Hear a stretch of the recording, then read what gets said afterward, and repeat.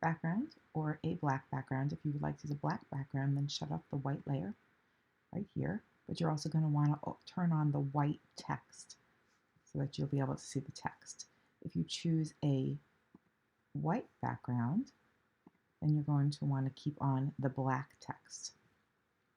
Then you're going to see that you have a numbers clipping masks. You're going to open up that folder, and you'll see that there's a first 2, a second 2, a first 0, a second 0. You're going to choose which one you'd like to fill. So right here, I'm going to fill the first 2.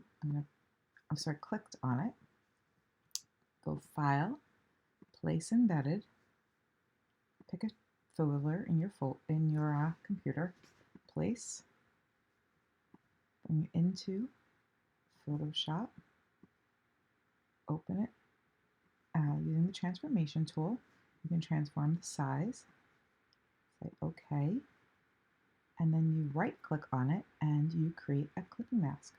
And it clips it right in, and then you can also grab it and you can move it around.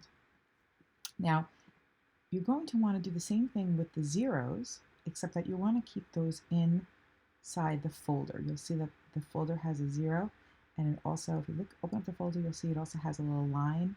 That's just to make the 0 full. So you're going to want to clip your photo directly on top of the entire folder. Let's show you. Place Embedded, choose a photo, keeping the transformation tool open.